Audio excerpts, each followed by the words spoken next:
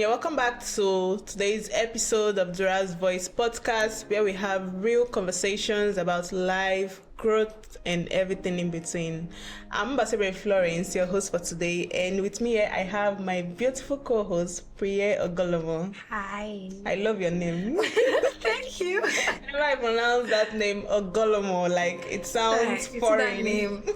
I've taken a lot. Are you They serious? bashed me. Someone said it means Ogo in their language. Like, but it's fine. It's fine. For me, it actually sounds funny because you got to Ogo. I've seen it. Oh, I get it now. All right. Growing up, most of us had so many questions to ask about our bodies, to ask about our reproductive organs and bodies, to ask about growth. To ask about so many changes that we've seen or maybe we noticed. But then and again, we felt shy and scared.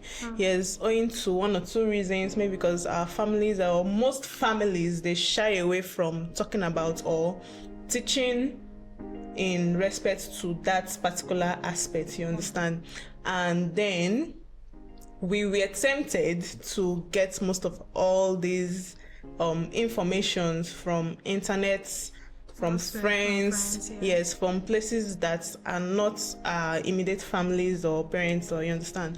So okay, imagine a 13-year-old child, growing up, noticing some changes, maybe puberty, during the beginning of puberty. You notice some changes, breast development as a girl, yes, and as a boy you notice some changes in your body, pubic hairs and all the rest. And this child feels or gets so curious and anxious, you understand, without knowing how all of these things works. And then because he or she is not being taught about all of these reproductive organs or about all of these changes and growth that he or she is seeing, then this child is forced to go out, ask his friends or ask her friends, teachers, get answers from internet, source answer from internet, you understand, yes, and elsewhere. So do you think most of all these answers, or do you think these answers he or she gets are actually correct, or is the right thing to do? It depends on the response you get. Some of them might be correct, because I know most of these topics on sex education and all of that, they're also being taught in school. And there's no way school will give you wrong information, because you are there to learn, although some might. But then I think they work with facts. But then again, I'm of the opinion that parents should be the first persons to talk to their children about this, because even when I was in school, I think in secondary school, when we had this conversation, you could hear people say, "Oh my God, stop it!" Really? The class was noisy because, and it shows that parents don't talk about these things. Everyone felt uncomfortable hearing about, and sometimes I was sitting there, but because why are you talking about sex? I'm the last one, and I can remember vividly while growing up. Then I've not started seeing my menstruation, and I can remember vividly whenever my mom is teaching our most eldest sister, she always calls everybody. Then I was still very small. I was not even up to 10 years. Oh, your mom even called you guys? Yes, she'll call everybody. She'll be like, listen very carefully. I'm saying this in case of necessity, in case of anything. This is how it should go. I learned how to count my monthly flow cycle, ovulation, I learned it from that very early age. I was not up to okay, let me just say 8, 9, 10 years, because because I remember in my JS1, this sanitary pads company always they normally come to schools. Oh yeah, I remember they came to mine. Yes, so I can remember when they came to our school, they gifted all of us, all the whole female in the school, sanitary pads. I went home with like 6 or 7. Are you serious? Because most kids were like, And then you hadn't even started seeing your period. No.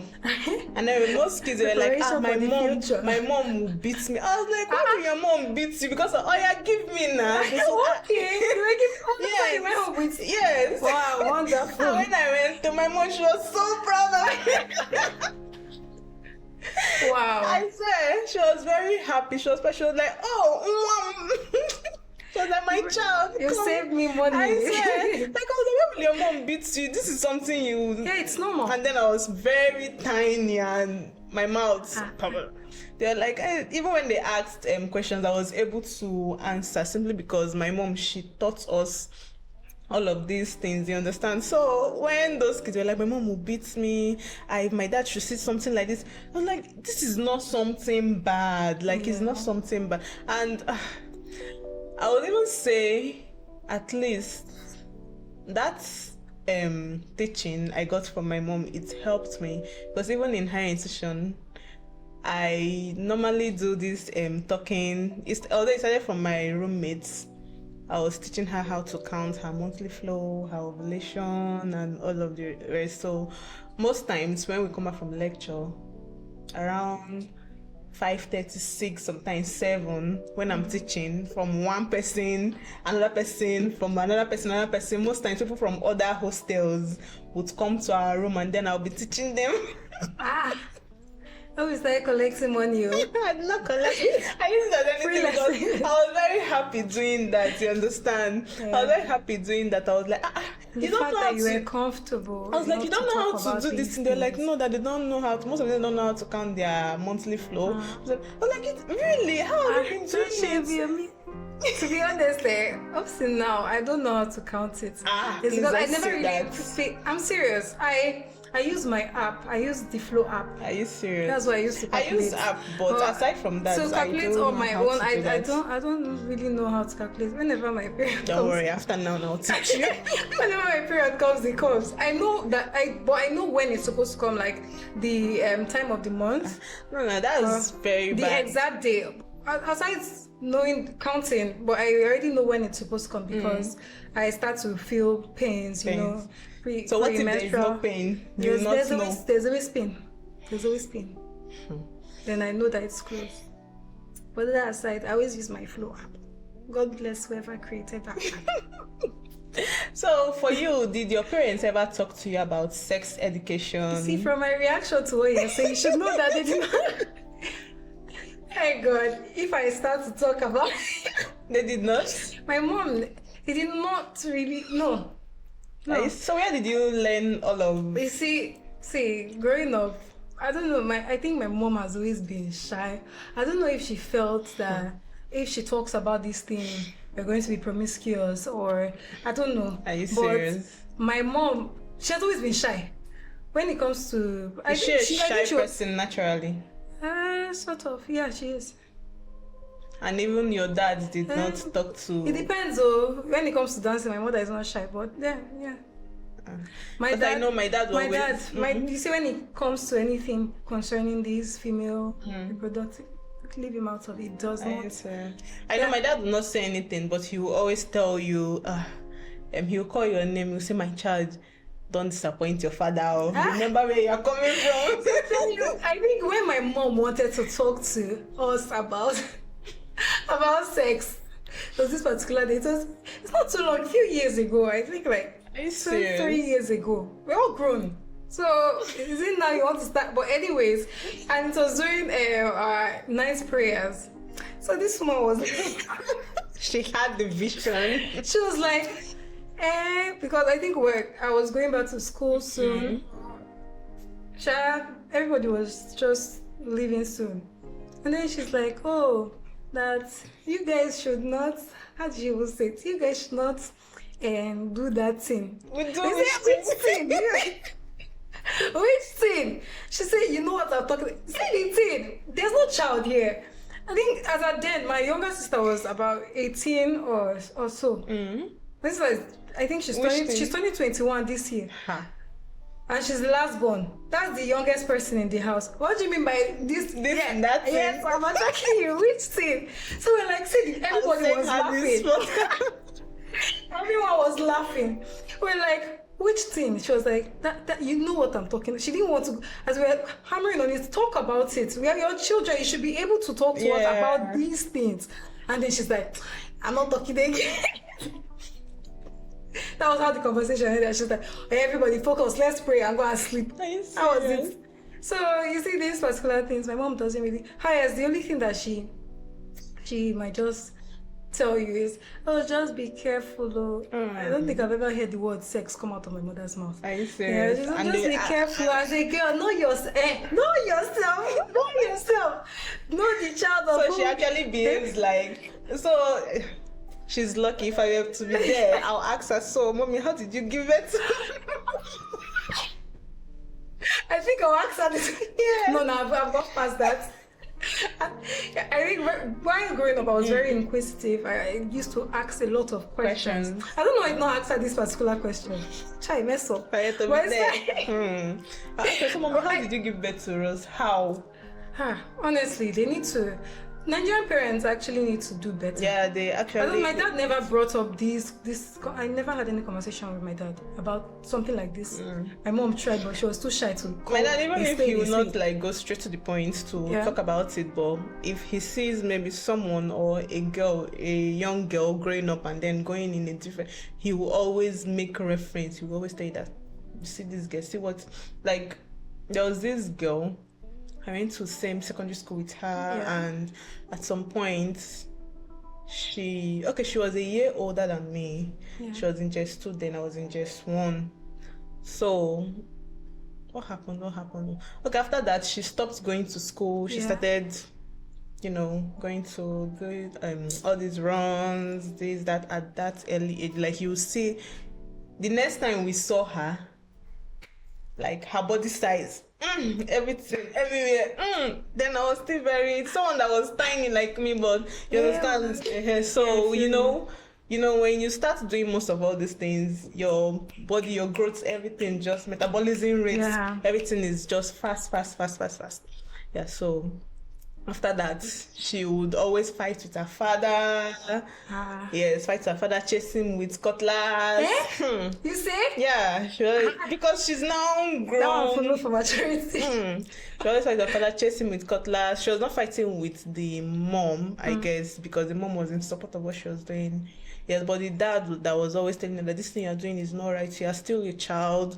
You are still 10. Then she was 13 or 12 years old. Are you serious? Yeah. She was 13 or 12 years old, so my dad, whenever he's advising or whenever he's telling us stories, yes, he will always say, you see, so person, let me ask you, my name is Favor. You see, Favor, don't be like her. If you carry cutlass and come, me will be your papa, I go kill you. Oh, not wrong because you're holding cutlass. I'm your father. So that's what my dad will always do, even if he's not going straight to the point, but he always tell you. I think when I saw my period, the first time I saw my period, I think I just turned 12. That was on my birthday, safe. Imagine waking up. And when I saw the blood, it's not normal. I'm like, what's this? But then again, I have elder siblings. We have 5 girls in the house. And I have 3 elder sisters who are way, way older than me. So at that point in time, I was not really confused because I have older ones who talk about, I think my elder sister, the second born, she started seeing her period at the age of 9. Wow. Yeah. So she has always... Very early. Exactly. And she has always, talked about it. I saw my period.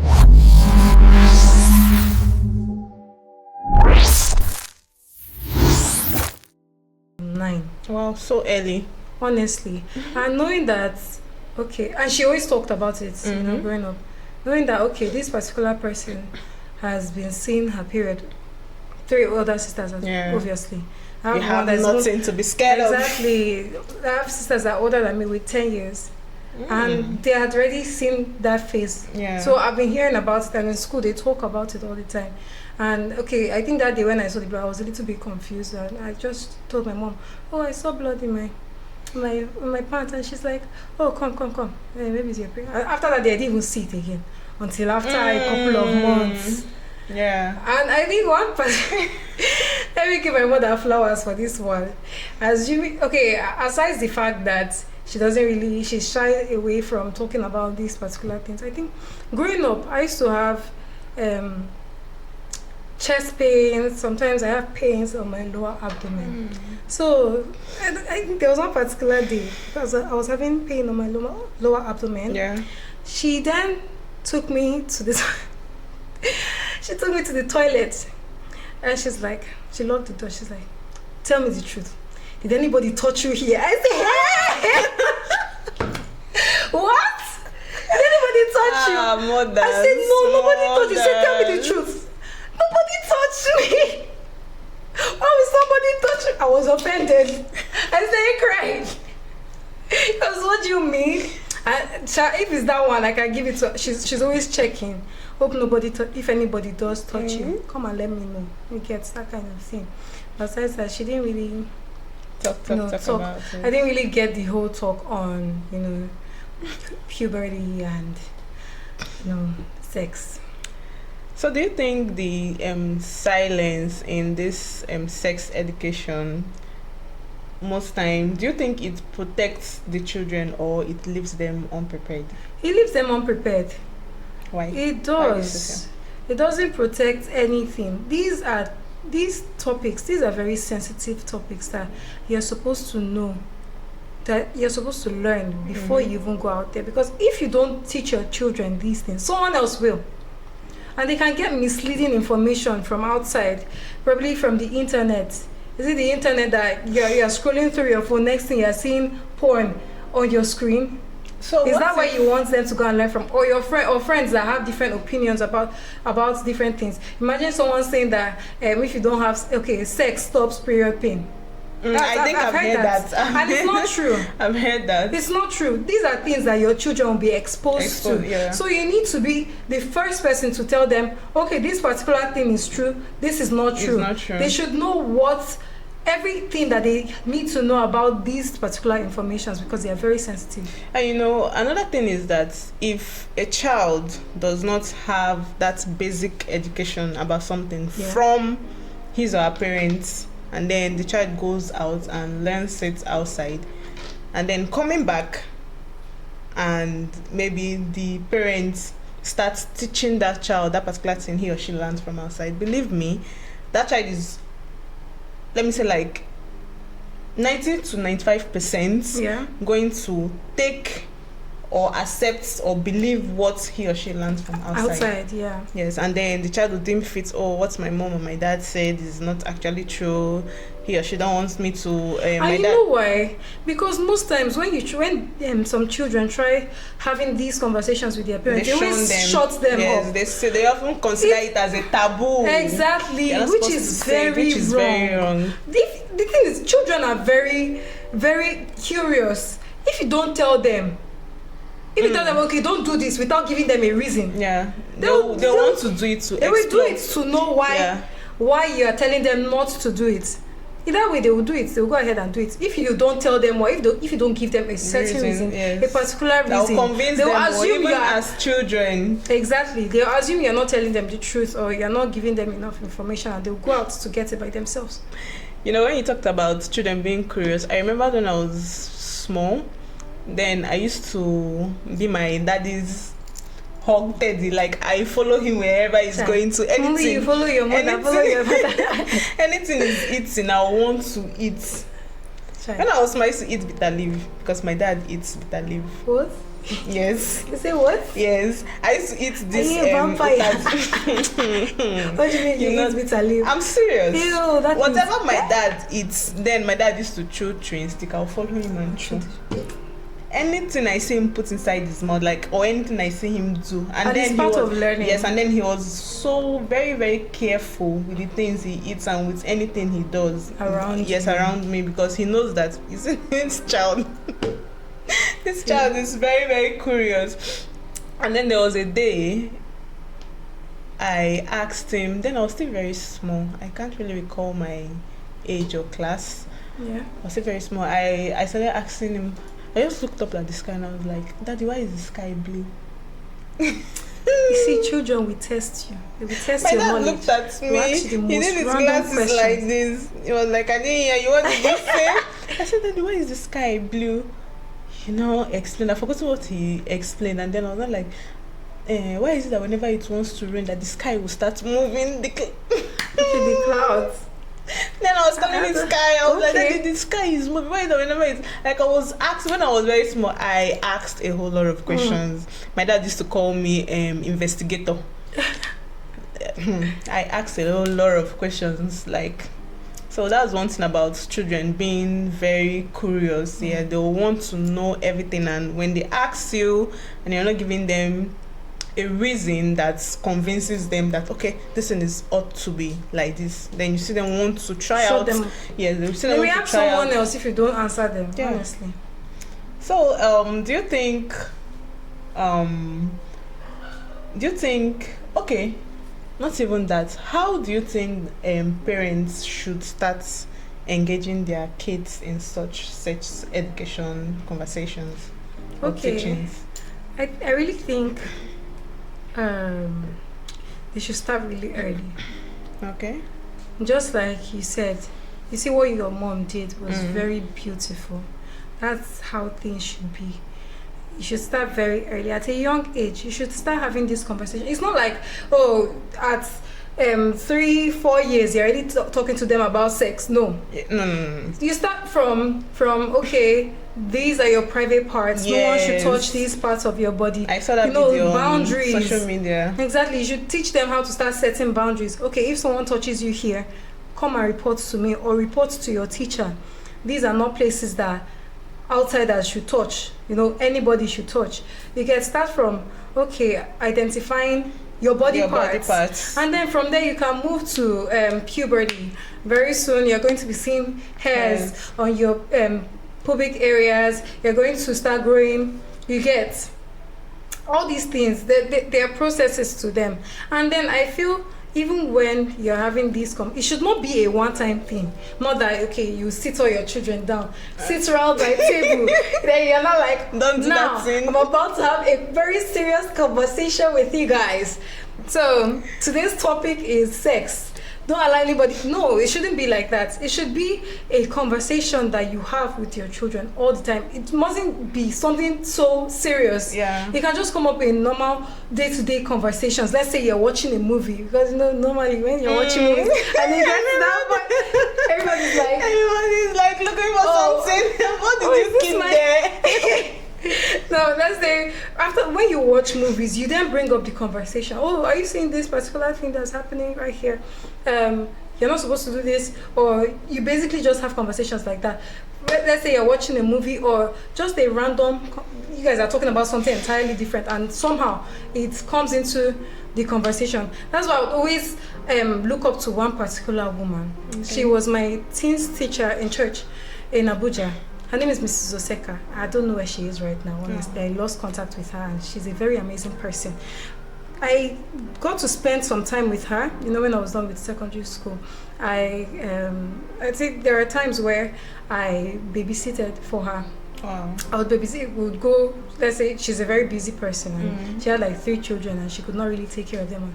And then I would go out with them. Let's say when she goes out to do something else, I'm there taking care of her children. Her children like to ask questions.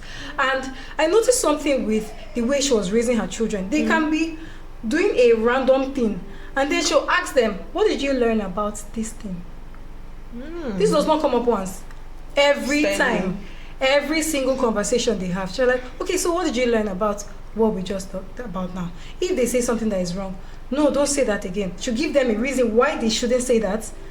And you know, these conversations come up on a steady. That's nice. It's not one day, everybody says after that day, you're not talking about it again. No, that's very wrong. And then again, I feel you should create that room where they'll be comfortable. You know, once you start like this, obviously your children are going to be comfortable talking about things like this. Let's say now they go to school now and your child is having a crush on a boy. She can obviously and easily come back to tell you, oh, Mom, I'm having a crush on Yeah, there's this because boy of like the that close I like bond because of relationship, exactly that's yeah. the kind of relationship that you have. As I am like this, even as I'm old, like I cannot tell my Don't parents, say. I cannot tell them that I'm in a relationship. Unless I'm ready to marry. Unless I'm ready to marry. That's when I'll send this podcast to you, Mom. she will not see this one. Unless I'm ready to marry, that's when I can bring this part. I can tell them that okay, that I'm in a relationship, and because if I tell them, they obviously think That you're ready for I'm marriage. ready for marriage.